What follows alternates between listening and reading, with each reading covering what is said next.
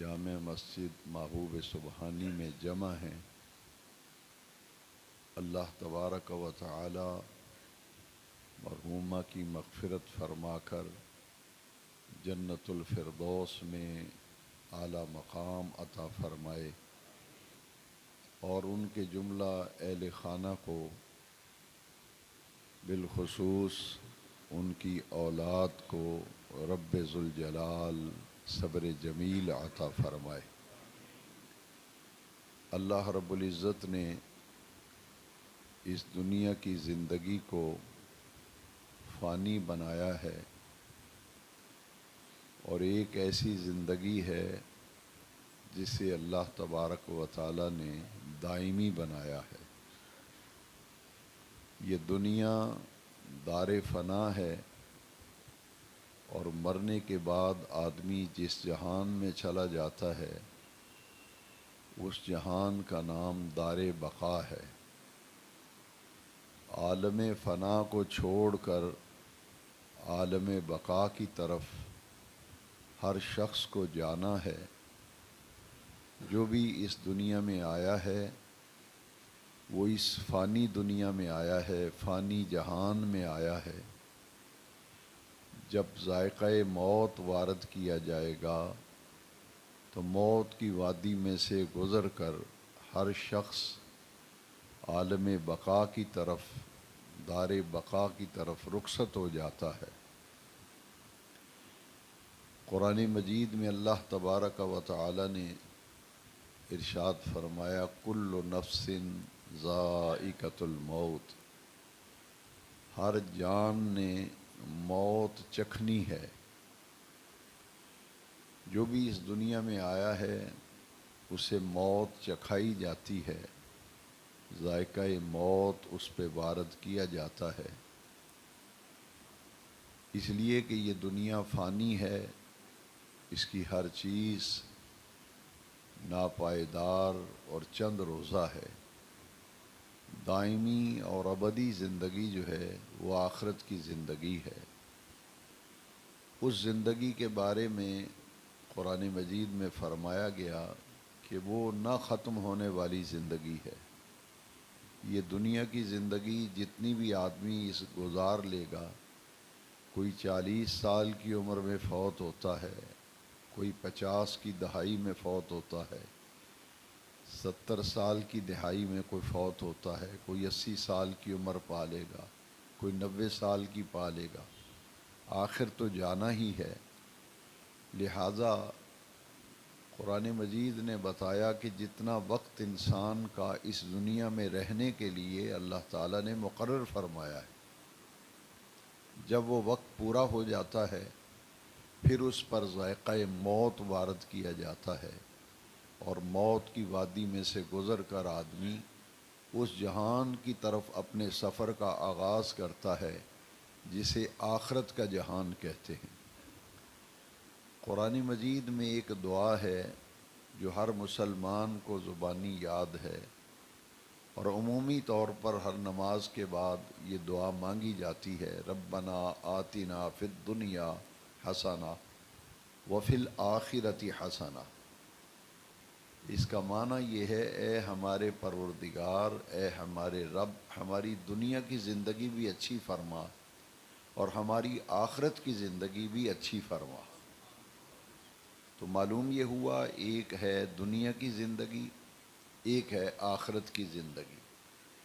دنیا کی زندگی فانی ہے، عارضی ہے، چند روزہ ہے، ناپائیدار ہے، اور حقیقی اور دائمی اور ابدی زندگی آخرت کی زندگی ہے، جس کو اللہ رب العزت نے قرآن مجید میں فرمایا ہم فیہا خالدون، کہ وہ ہمیشہ ہمیشہ زندگی رہے گی، اس کا کوئی اختتام نہیں۔ یہ زندگی تو موت کے ساتھ ہی ختم ہو گئی، لیکن آخرت میں جو اللہ کریم حیات اور زندگی عطا فرماتا ہے وہ ایسی زندگی ہے، ہم فیہا خالدون، اس زندگی میں ہم ہمیشہ رہیں گے، وہ ختم ہونے والی نہیں ہے۔ تو یہ دنیا کی زندگی اللہ تعالیٰ نے ہمیں اس لیے عطا فرمائی ہے کہ اس دنیا میں رہ کر ایسے کام کریں جن کاموں کے کرنے کی بدولت ہماری وہ زندگی بہتر ہو جائے جہاں مرنے کے بعد جا کر کے ہم نے رہنا ہے۔ یہ ہے اس دنیا کی زندگی کا مقصد۔ قرآن مجید میں اللہ تبارک و تعالی نے فرمایا افحسبتم انما خلقناکم عبثا وانما الینا وانکم الینا لا ترجعون، کیا تم نے یہ گمان کر لیا ہے کہ ہم نے تمہیں بے مقصد بنایا ہے، بے فائدہ بنایا ہے، اور کیا تم نے یہ گمان کر لیا ہے کہ تم نے لوٹ کر ہماری طرف نہیں آنا؟ اس آیت کریمہ سے دو باتیں معلوم ہوئیں۔ ایک تو ہمارے بنائے جانے کا کوئی نہ کوئی مقصد ہے، دوسرا یہ معلوم ہوا اس آیت کریمہ سے کہ موت کی وادی میں سے گزر کر ہم اپنے رب کریم کی بارگاہ میں حاضر ہوں گے۔ اسی لیے قرآن مجید میں فرمایا کہ تم نے ہماری طرف لوٹ کر آنا ہے۔ جب بھی کوئی مسلمان فوت ہوتا ہے تو اس کی فوتگی کی اطلاع جب ہمیں ملتی ہے، ہمارا کو پیارا عزیز دنیا سے چلا جائے، اس کے مرنے کی، فوت ہونے کی جب ہمیں اطلاع ملتی ہے تو بے ساختہ مسلمان کی زبان پر جاری ہو جاتا ہے انا للہ و انا الیہ راجعون۔ اس کا معنی یہ ہے کہ ہم اللہ کے لیے ہیں اور ہمیں لوٹ کر پھر اللہ کی بارگاہ میں جانا ہے۔ یہ دنیا اور اس کا سارا جہان جو ہے یہ ہمارا پردیس ہے۔ اصل ہمارا دیس وہ ہے جہاں سے ہم آئے ہیں، اسی لیے ہم یہ کہتے ہیں انا للہ و انا الیہ راجعون۔ ہم اللہ کی طرف سے آئے تھے، موت آئے گی اور پھر لوٹ کر ہم اسی اللہ کریم کی بارگاہ میں واپس چلے جائیں گے۔ تو یہ تو ہمارا پردیس ہے، اصل ہمارا دیس وہ ہے جہاں سے ہم آئے ہیں، وہ ہے عالم ارواح۔ ہر شخص کی روح ماں کے شکم میں جب بچہ تخلیق پاتا ہے، پرورش کے مرحلے طے کرتا ہے، تو اس کا وجود جب مکمل ماں کے پیٹ میں بن جاتا ہے پھر اللہ تعالیٰ اس میں روح ڈالتا ہے، اور وہ روح جو ہے وہ عالم ارواح سے آتی ہے۔ لہٰذا یہ ہمارا پردیس ہے، اصل ہمارا دیس وہ ہے جہاں سے ہم آئے ہیں، اور مرنے کے بعد ہم اس پردیس کو چھوڑ جاتے ہیں، پھر واپس اپنے دیس کی طرف چلے جاتے ہیں۔ یہ ہے قرآن مجید کی وہ حقیقت جو ختم چہلم شریف کے موقع پر دین کا ایک اہم پیغام آپ تک پہنچانے کے لیے، نہ تو یہ کوئی جلسہ ہے، نہ کوئی یہ ایسی محفل ہے جس میں کوئی لمبے چوڑے بیان اور خطاب اور تقریر کی جائے۔ کل شریف چہلم شریف میں یہ مقصد ہوتا ہے بیان کا کہ دین کا ایک اہم پیغام جو ہے وہ جتنے بھی لوگ آئے ہیں تعزیت کے لیے، دعائے مغفرت کے لیے، ان تک دین کا ایک اہم پیغام پہنچا دیا جائے کہ یہ دنیا رب نے ہمیں صرف اس لیے عطا کی ہے کہ اس دنیا میں ایسے کام کرو، پھر تم نے اپنے دیس میں واپس جانا ہے، تو دیس میں جب واپس جانا ہے تو ایسے کام یہاں کرو کہ وہ زندگی تمہاری سکون سے گزر جائے، وہ آخرت کی زندگی تمہاری بہتر ہو جائے۔ میں ایک مثال دیا کرتا ہوں کہ ایک آدمی روزی کمانے کے لیے دبئی میں جاتا ہے، امریکہ جاتا ہے، انگلینڈ جاتا ہے، کینیڈا، مختلف ممالک میں لوگ جاتے ہیں روزگار کے لیے۔ وہ پردیس کاٹتے ہیں، وہاں محنت کرتے ہیں، دن رات کمائی کرتے ہیں۔ کیوں کمائی کرتے ہیں؟ اس لیے کہ یہاں 5-6 سال لگا کر، 10 سال لگا کر کمائی کروں گا، میری معیشت مضبوط ہو جائے گی، اور پاکستان جا کر کوئی اچھا کاروبار شروع کر لوں گا اور اچھا مکان بھی بنا لوں گا، جو میری باقی زندگی ہے وہ سکون سے گزر جائے۔ وہ محنت کرتا ہے، راتوں کو جاگتا ہے۔ وہ آدمی جو یہاں کام کرنے کو، مزدوری کرنے کو عیب سمجھتا ہے، کوئی کام نہیں کرتا، فارغ رہتا ہے، باہر جا کر وہ بڑی محنت کرتا ہے۔ میں بھی یورپ جاتا رہتا ہوں، مجھے کئی لوگ ملتے ہیں اور وہ کہتے ہیں کہ ہمارے گھر میں جا کر یہ نہ بتانا کہ میں یہاں کیا کام کرتا ہوں، ہمارے ایک محلے میں بھی نہ بتانا، گھر میں بھی نہ، شہر داروں کو نہ بتانا، رشتہ داروں کو، کیونکہ میں تو یہاں روزی کمانے آیا ہوں۔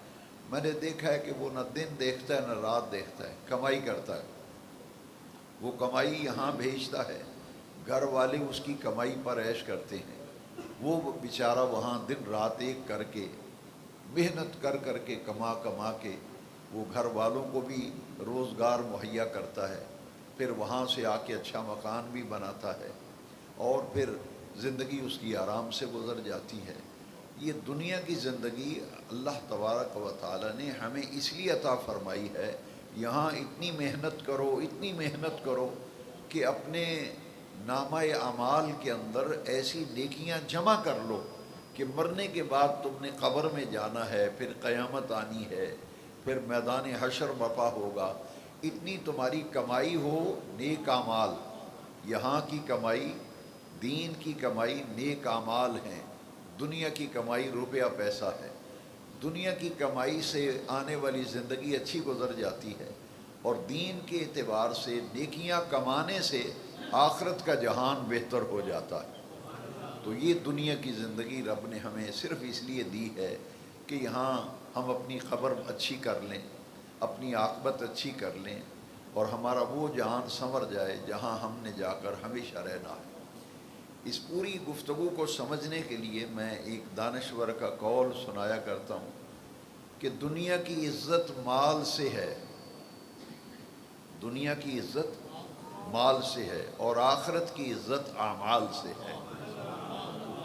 جس طرح دنیا کی عزت ہر کوئی چاہتا ہے، اور دنیا کی عزت کے لیے آدمی محنت کرتا ہے، کماتا ہے، بناتا ہے، تو کیا ہمیں آخرت کی عزت نہیں چاہیے؟ آخرت کی عزت اعمال سے ہے، اور دنیا کی عزت مال سے ہے۔ یہ موت جب بھی کوئی ہوتی ہے تو ہمیں 3 سبق ملتے ہیں۔ کل نفس ذائقۃ الموت، آج ہم کسی کے جنازے میں آئے ہیں، ایک وقت آئے گا ہمارا بھی جنازہ پڑھا جائے گا۔ آج یہ میت چارپائی پہ ہے، ہم جنازے پڑھ رہے ہیں، ایک وقت آئے گا ہم اسی چارپائی پہ لیٹے ہوں گے، لوگ ہمارا جنازہ پڑھیں گے۔ آج ہم لوگوں کے لیے چہلم میں جا کے ان کی بخشش کی دعا مانگتے ہیں، ایک وقت آئے گا وہ بھی اللہ کی توفیق سے کو کسی کے لیے دعا مانگنے والا ہو تو پھر ہی ہے، ورنہ مرنے کے بعد کون کسی کو یاد کرتا ہے؟ یہ تو اللہ کی عطا ہے۔ اولاد نیک ہو، خاندان اچھا ہو، تو وہ فوت ہونے والوں کے لیے پھر ہاتھ اٹھا کر ان کی مغفرت کی دعا بھی مانگتے ہیں، ان کی بلندی درجات کی دعائیں کرتے ہیں، ان کی طرف سے صدقہ و خیرات کرتے ہیں۔ تو اس لیے ہمیں یہ سوچنا چاہیے کہ موت ایک حقیقت ہے۔ جو لوگ موت کے ذکر سے نفرت کرتے ہیں ان پر بھی ذائقہ موت وارد ہوتا ہے، ان پر بھی موت طاری ہوتی ہے۔ اور جو لوگ کہتے ہیں چھوڑو مولوی صاحب، چھوڑو، موت کی باتیں نہ کیا کرو، جب آئے گی دیکھی جائے گی، یہ بڑا خطرناک جملہ ہے۔ یہ جو ہم کہتے ہیں نا کہ جب موت آئے گی دیکھی جائے گی، وہ دیکھنا کیسے ہوگا؟ حدیث شریف میں آتا ہے عزرائیل جب روح قبض کرنے کے لیے آتا ہے تو ایسا دبوچتا ہے کہ آدمی کو سانس لینے کا موقع نہیں ملتا، اس کی روح جو ہے وہ کھینچتا ہے، کف سے انصری سے پرواز کر جاتی ہے۔ ہم یہ کہتے ہیں کہ جب موت آئے گی دیکھا جائے گا، نہیں دیکھا نہیں جائے گا۔ ایک آدمی کی موت ایسے آتی ہے، پاؤں کی طرف سے جان نکلتی ہے، حدیث شریف میں جب کسی کی جان نکالی جاتی ہے، روح نکالی جاتی ہے، تو پاؤں کی طرف سے روح نکلتی ہے اور آہستہ آہستہ اوپر کی طرف آتی ہے۔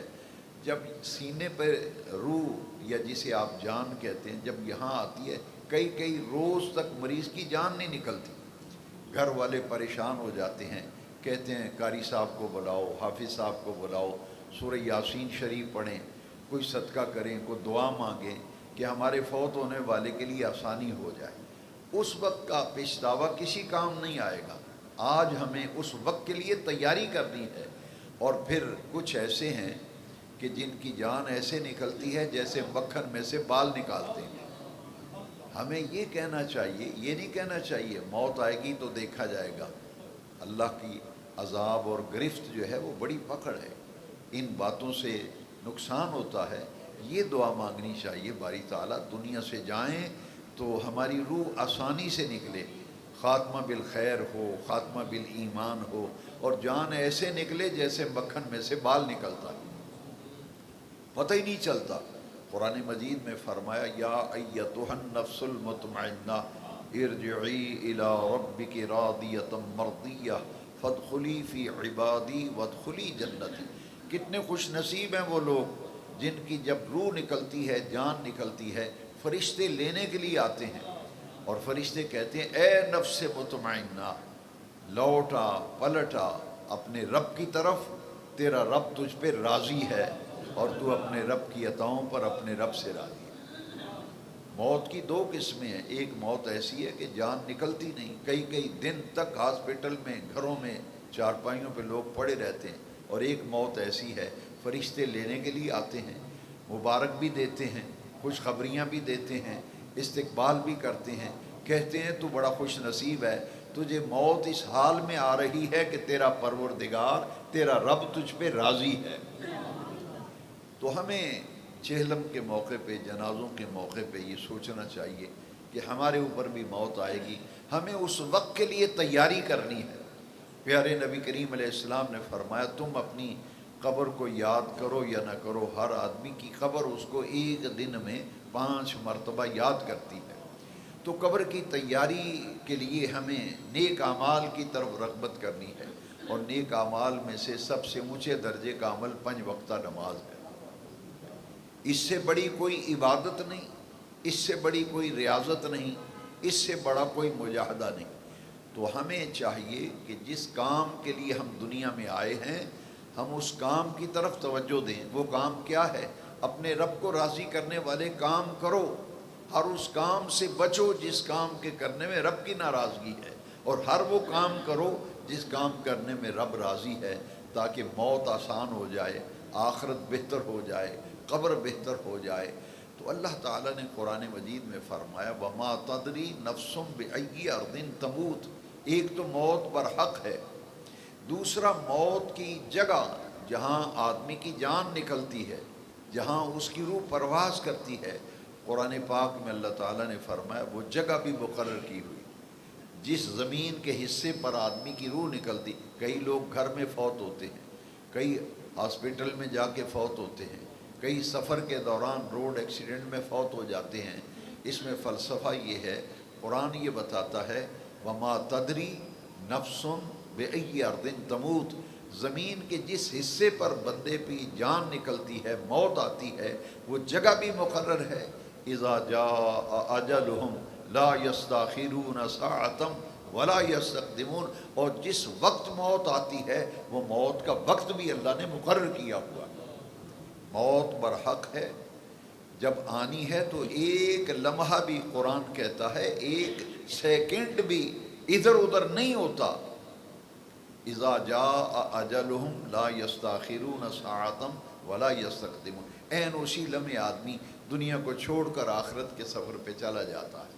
لیکن آخری بات یہ کہنا چاہتا ہوں کہ جتنی بھی ہم دنیا کمائیں گے، بنائیں گے، ہم سب کی دوڑ دنیا بنانے میں لگی ہوئی ہے۔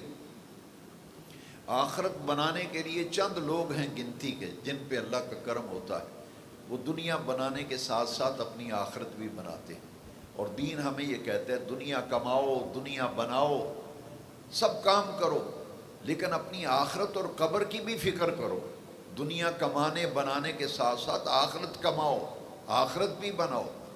تو جو آدمی مال کماتا ہے، بناتا ہے، جیسے ہی آنکھیں بند ہوتی ہیں، جتنے مکان بنائے تھے، جتنا کاروبار تھا، جتنی دکانیں تھیں، جتنا بینک بیلنس تھا، جتنی گاڑیاں تھیں، وہ تو ساری اولاد آپس میں بانٹ لیتی ہے۔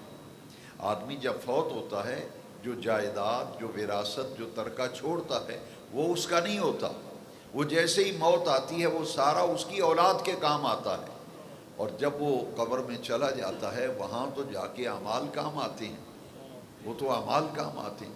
اسی لیے حدیث شریف میں ہے جب آدمی کا جنازہ اٹھایا جاتا ہے، آگے آگے جنازہ جا رہا ہے، پیچھے لوگ باتیں کرتے ہیں، خیر ہے جی یہ جو فوت ہوا ہے نا اس کے 3 بیٹے ہیں، اپنے پاؤں پہ کھڑے ہیں، انہوں نے اتنے مکان بھی بنا لیے، دکان بھی بنا لی، گاڑی بھی لے لی، بینک بیلنس بھی ہے، اللہ کی خیر ہے، اللہ کی خیر ہے۔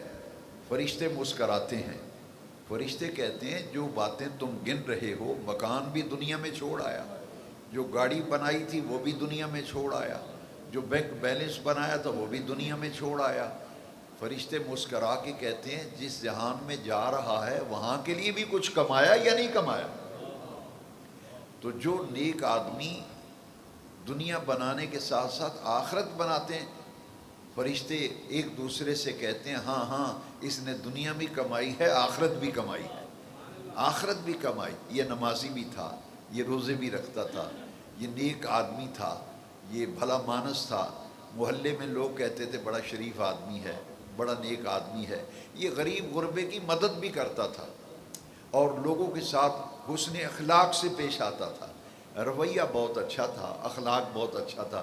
فرشتے مسکرا کے کہتے ہیں جانے والے تیرا جنازہ تو جا رہا ہے مگر مبارک ہو، یہ اللہ کی مخلوق تیری گواہی دے رہی ہے، تو جب اللہ کی مخلوق گواہی دے دے تو اس پر جنت واجب ہو جاتی ہے، اس پہ جنت واجب ہو جاتی ہے۔ ہمیں دنیا کمانے کے ساتھ ساتھ اپنی قبر آخرت کی بھی فکر کرنی چاہیے اور آخرت بھی کمانی چاہیے۔ جو مال کمایا تھا وہ دنیا میں چھوڑ آئے، نیک اعمال بندے کے ساتھ جاتے ہیں، جیسے ہی قبر میں جاتا ہے نیک اعمال کی جزا قبر میں اللہ تبارک و تعالی اس کی قبر کو جنت کی کیاریوں میں سے کیاری فرما دیتا ہے۔ پیارے نبی پاک کی حدیث ہے قبر یا دوزخ کے گڑھوں میں سے گڑھا بن جاتی ہے یا جنت کے باغوں میں سے باغ بن جاتی ہے۔ جس نے دنیا کمانے بنانے کے ساتھ ساتھ آخرت بھی کمائی ہوتی ہے اور قبر بھی بنائی ہوتی ہے، پھر اس کی قبر جو ہے جنت کا باغ بنتی ہے۔ آئیے دعا کرتے ہیں رب ذوالجلال ہمیں اس جہان کی بھی فکر کرنے کی توفیق دے، موت کو یاد رکھنے کی توفیق دے، قبر اور آخرت کو سنوارنے کے لیے نیکی کے راستے پر چلنے کی اللہ مجھے اور آپ کو توفیق دے۔